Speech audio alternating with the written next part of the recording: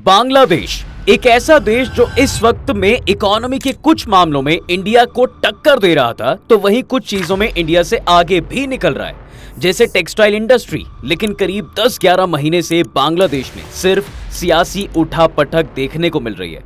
करीब 10 महीने पहले अभी शेख हसीना का तख्ता पलट हुआ था, जिसके बाद एक इंटरिम गवर्नमेंट बनाई गई थी जिसे मोहम्मद यूनुस चला रहे थे। लेकिन अब एक बार फिर से बांग्लादेश में उथल पुथल है। साहब, पिछले 5 दिनों में हालात बहुत तेजी से बिगड़े और रिपोर्ट्स आ रही हैं कि अंतरिम सरकार के मुखिया मोहम्मद यूनुस इस्तीफा देने वाले हैं और इसके जिम्मेदार बांग्लादेशी सेना प्रमुख जनरल वकार हैं। पर अगर मोहम्मद यूनुस रिजाइन कर देंगे तो क्या मिलिट्री देश चलाएगी, या फिर शेख हसीना की वापसी होगी, या फिर कुछ नया ही होगा? लेकिन उससे पहले सवाल ये आता है कि जिस मोहम्मद यूनुस को खुद आर्मी ने कुर्सी पर बैठाया था, आखिर उस मोहम्मद यूनुस के इस्तीफे तक बात कैसे पहुंची? आर्मी जनरल और पॉलिटिकल पार्टियों से आखिर कैसे उनकी अनबन हो गई? सबसे पहले बात करते हैं आखिर बांग्लादेश में अंतरिम सरकार के मुखिया मोहम्मद यूनुस के इस्तीफे तक बात कैसे पहुंची। इन सब की शुरुआत होती है 10 महीने पहले, जुलाई 2024 से। बांग्लादेश में अवामी लीग सरकार के खिलाफ बड़े पैमाने पर प्रोटेस्ट हुए। धीरे धीरे ये प्रोटेस्ट हिंसक विद्रोह में बदल गया और बांग्लादेश की पीएम शेख हसीना को इस्तीफा देकर देश छोड़ना पड़ा और उन्हें इंडिया ने पनाह दी। अब सवाल था कि देश कौन चलाएगा। ऐसे में आर्मी ने बोला, बस सब्र करो, हम बताते हैं। अंतरिम सरकार के मुखिया मोहम्मद यूनुस का झुकाव शुरुआत से ही शेख हसीना के खिलाफ आंदोलन चलाने वाले छात्र नेताओं की तरफ रहा है। इन छात्र नेताओं ने नेशनल सिटीजन पार्टी यानी एनसीपी बनाई। बीएनपी अक्सर यूनुस सरकार पर एनसीपी के लिए सपोर्ट का आरोप लगाती रही है। वहीं यूनुस सरकार ने मानवीय कॉरिडोर समेत कई अहम मुद्दों पर बीएनपी और दूसरी पार्टियों के साथ सलाह मशवरा भी नहीं किया। माने वो अपने आप को सबसे ऊपर समझने लगी, जिससे पार्टियों में भारी नाराजगी है। कई और मुद्दों पर भी यूनुस सरकार के खिलाफ देश में राजनीतिक प्रोटेस्ट हो रहे हैं। आंदोलन की तैयारियां चल रही हैं, जिससे यूनुस सरकार नाराज है और कई रिपोर्ट्स में तो ये भी बताया गया है कि इन प्रोटेस्ट को दबाने की कोशिश भी की जा रही है। इसके बाद Nobel prize winner Muhammad Yunus की अगुवाई में एक इंटरिम गवर्नमेंट बनाई जाती है। उन्हें प्रमुख सलाहकार बनाया गया। इस अंतरिम सरकार को प्रदर्शनकारी स्टूडेंट लीडर के अलावा बांग्लादेश नेशनलिस्ट पार्टी यानी बीएनपी और जमात इस्लामी समेत कई राजनीतिक दलों और बांग्लादेशी सेना ने पूरा सपोर्ट दिया था। दरअसल 20 मई 2025 को बंद कमरे में एक मीटिंग होती है। इसमें मोहम्मद यूनुस और बांग्लादेश के तीनों सेनाओं के प्रमुख शामिल थे।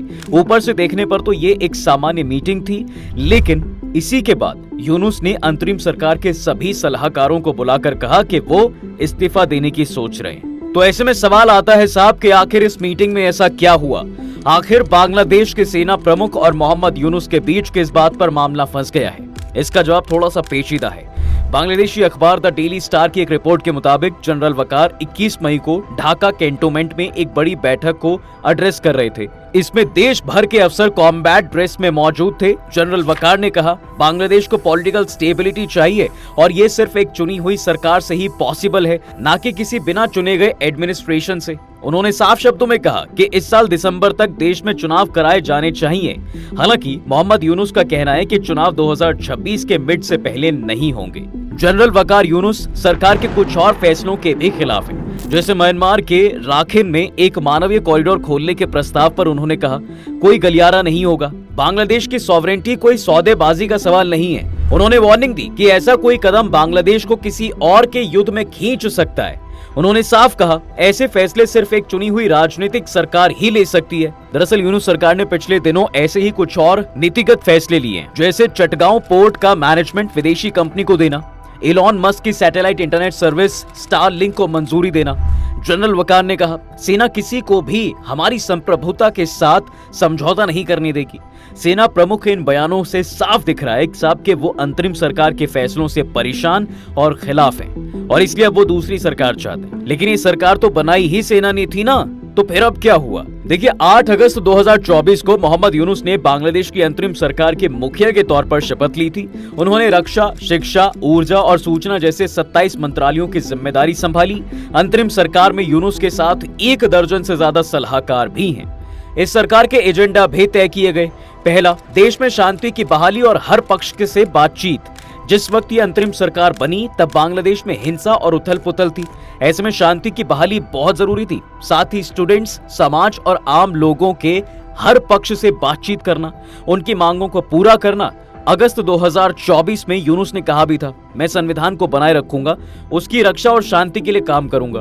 दूसरा, स्वतंत्र और निष्पक्ष चुनाव कराना। यूनुस की अंतरिम सरकार को जल्द से जल्द स्वतंत्र और निष्पक्ष चुनाव करवाकर देश की बागडोर जनता की चुनी हुई सरकार को सौंपनी थी। शुरुआत में यूनुस ने भी कहा था कि उनकी सरकार जल्द से जल्द स्वतंत्र और निष्पक्ष चुनाव कराएगी, पर चुनाव टलते जा रहे हैं। मोहम्मद यूनुस चुनाव कराने की बात कई बार कह चुके हैं। एक बार उन्होंने कहा भी था कि जून 2026 तक देश चुनाव के लिए तैयार हो सकता है, लेकिन उन्होंने क्लियर डेडलाइन नहीं बताई थी। उन पर सेना और बांग्लादेश नेशनलिस्ट पार्टी का दबाव बढ़ता जा रहा है। इसके अलावा यूनुस को कुर्सी पर बनाए रखने के लिए भी सड़क से लेकर सोशल मीडिया तक लामबंदी की जा रही है। पूरे ढाका शहर में यूनुस के समर्थन में पोस्टर लगे हुए हैं, जिन पर लिखा है, यूनुस को 5 साल तक सत्ता में बनाए रखो और सुधार पहले, चुनाव बाद में। लेकिन यूनुस के क्रिटिक्स का मानना है कि वो प्रेशर स्ट्रेटेजी का इस्तेमाल करके सत्ता में बने रहने की कोशिश कर रहे हैं। उनके समर्थक देश भर में चुनावों के खिलाफ रैली कर रहे हैं। एक्सपर्ट्स का इस पर कहना है कि यूनुस 1972 के सेक्युलर संविधान को कैंसिल करने की मांग भी कर रहे हैं। ये एक ऐसी मांग है साहब जिसके बाद राष्ट्रपति मोहम्मद शहाबुद्दीन चुप्पू को हटाकर शायद यूनुस को उनकी जगह पर लाया जा सकता है। इस पर लोगों का भी आरोप है कि वो नॉर्थ कोरिया के किम जोंग उन की तरह ताउम्र राष्ट्रपति बने रहना चाहते हैं। अभी कहना इतना भी गलत नहीं लग रहा है। नहीं, मतलब आप खुद देखिए, जब मोहम्मद यूनुस ने सत्ता संभाली थी तो कहा था कि इलेक्शन जल्द से जल्द करेंगे, लेकिन अब टाल रहे हैं। वैसे एक बार अगर पावर मिल जाए तो उसे छोड़ने का दिल किसका ही करता है। ये बात शायद आर्मी चीफ भी समझ रहे हैं, तभी तो ऐसा लग रहा है कि वो जनरल वकार उज्जमान तख्ता पलट करने के फिराक में है। नेशनल सिटीजन पार्टी यानी एनसीपी के नेता और अंतरिम सरकार में पूर्व सलाहकार नाहिद इस्लाम ने बांग्लादेश में तख्ता पलट होने और सैन्य सरकार बनने की आशंका जताई है। उन्होंने कहा, बांग्लादेश में तख्ता पलट का इतिहास रहा है और सेना का रोल अब भी पावरफुल बना हुआ है। ऐसे में 1/11 स्टाइल मिलिट्री बैक्ड गवर्नमेंट यानी सैन्य समर्थित सरकार फिर से उभर सकती है, जो लोकतंत्र और जनता के खिलाफ है। सेना का काम देश की रक्षा करना है, ना कि राजनीति।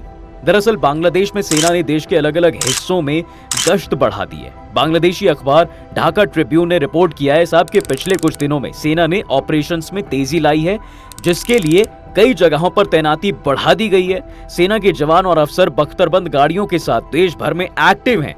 कानून और व्यवस्था बनाए रखने के लिए सेना और एजेंसियों ने पिछले महीने 2000 से ज्यादा लोगों को गिरफ्तार भी किया है। अगस्त 2024 से अब तक सेना ने करीब 10,000 लोगों को हिरासत में लिया है। हालांकि इस पूरे मामले का दूसरा पहलू भी है। दरअसल आर्मी चीफ जनरल वकार उज्जमान को प्रो डेमोक्रेसी और भारत समर्थक माना जाता है। वो चाहते हैं कि देश में जल्द से जल्द चुनाव हो, जनता के चुने हुए नेता देश संभालें और पुलिस प्रशासन कायम हो। इसके अलावा जनवरी से मार्च के बीच जनरल वकार का तख्ता पलट करने की खबरें आती रहीं।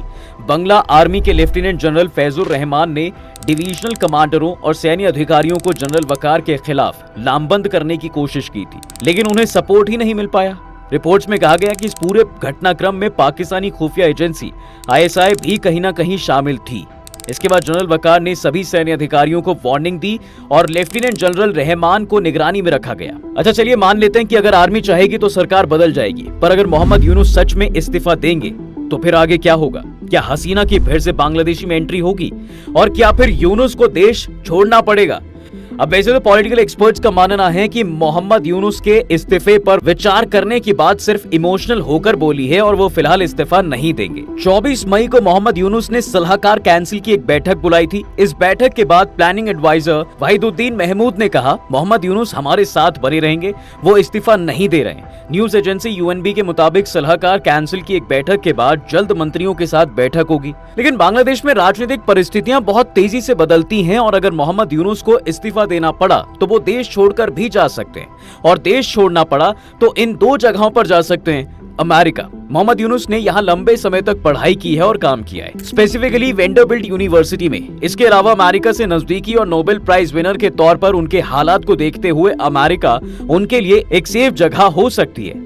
यूरोपीय देश। यूनुस के नोबेल शांति पुरस्कार और अंतर्राष्ट्रीय संगठनों के साथ रिश्तों को देखते हुए वो किसी यूरोपीय देश जैसे फ्रांस, जर्मनी या नॉर्वे में शरण भी ले सकते हैं, जहां उनके माइक्रो फाइनेंस के काम को काफी सराहा जाता है। खैर, अब आते हैं हसीना पर। इस पूरे हंगामे में बांग्लादेश की पूर्व PM शेख हसीना कहाँ है? देखिए, बांग्लादेश की पूर्व प्रधानमंत्री शेख हसीना शुरुआत से ही मोहम्मद यूनुस और उनकी अंतरिम सरकार के खिलाफ बयान देती रही हैं। हाल ही में उन्होंने फेसबुक पर पोस्ट भी लिखी कि यूनुस देश को अमेरिका को बेच रहे हैं। हसीना ने यूनुस पर आरोप लगाते हुए लिखा, उन्होंने आतंकियों की मदद से सत्ता हथियाई है। हमने इन आतंकियों से बांग्लादेश के लोगों की रक्षा की। एक आतंकी हमले के बाद हमने कड़े कदम उठाए थे, कई को गिरफ्तार किया, अब उन्हें रिहा कर दिया गया है, जेलें खाली हैं, अब बांग्लादेश में उन आतंकियों का शासन है।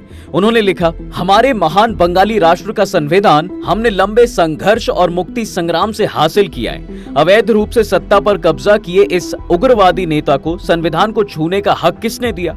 उसके पास जनादेश नहीं है, कोई संवैधानिक आधार नहीं है, मुख्य सलाहकार पद का भी कोई आधार नहीं है और वो अस्तित्व में नहीं है, इसलिए वो संसद के बिना कानून कैसे बदल सकते हैं? ये अवैध है। उन्होंने आवामी लीग पर बैन लगा दिया है। शेख हसीना के बांग्लादेश छोड़कर जाने के बाद उनकी पार्टी आवामी लीग के नेता साजिब अहमद ने कहा था, बांग्लादेश में लोकतंत्र बहाल होते ही शेख हसीना वापसी करेंगी, साथ ही अगले चुनावों में आवामी लीग चुनाव लड़ेंगी भी। मार्च 2025 में यूएसए आवामी लीग की उपाध्यक्ष रब्बी आलम ने न्यूज एजेंसी ANI से कहा था कि हसीना बांग्लादेश की प्रधानमंत्री के तौर पर वापसी करेंगी। युवाओं ने गलती की है, लेकिन ये उनकी गलती नहीं है, उनके साथ छल किया गया है। अब इस एक स्टेटमेंट के बीच एक्सपर्ट्स का मानना है कि साउथ एशिया में वंशवादी राजनीति का इतिहास देखें तो समझ में आता है कि ऐसी पार्टियों की वापसी के चांसेस को भी खारिज नहीं किया जा सकता, भले ही वो खत्म होती हुई दिख रही हो। शेख हसीना भी वंशवादी राजनीति से आती हैं, उनकी वापसी के कयास लगाए जा सकते हैं। लेकिन अभी देखना होगा साहब कि आर्मी इलेक्शन करती है या फिर यूनुस सरकार को आगे कंटिन्यू करने देती है। लेकिन शेख हसीना की वापसी दिलचस्प हो सकती है साहब। बाकी आपकी क्या राय है कमेंट में जरूर बताएं। वीडियो अगर आपको पसंद आई है तो इसे लाइक और शेयर जरूर करें और जाते जाते चैनल को सब्सक्राइब करना बिल्कुल ना भूलें।